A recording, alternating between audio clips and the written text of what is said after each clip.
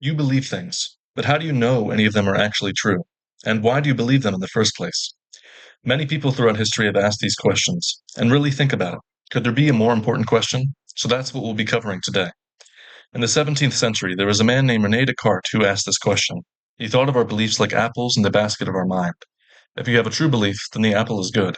But if you have a false belief, then it was a rotten apple, and rot spreads. He was worried that that would happen even if you had only one bad apple. So Descartes' answer was simply to empty the whole basket and inspect each apple before he put it back. He rejected all his beliefs at once and systematically and painstakingly filled back up his basket step by step.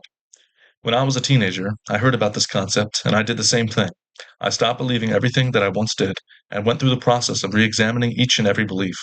That process of how I rebuilt my belief system is what I want to share with you in this series, which I'm calling Petra. And to make sure you don't miss it, remember to subscribe to my channel and like the video to share it even more. The way it will work is we'll go through each step together, and I'll put the reasoning on screen, like this, so that you can critically analyze each step for yourself as well.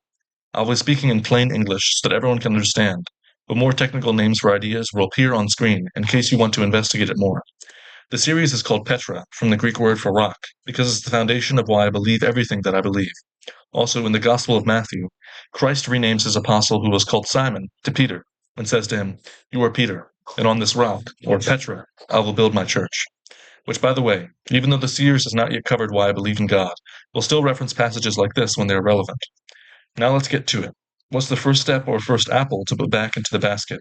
Descartes thought that his first belief he should put back into his basket was that he exists, or in his words, I think, therefore I am. Seems pretty reasonable at first glance, but there's actually a problem. He skipped a step, believe it or not, and that's what we'll be discussing in our next video.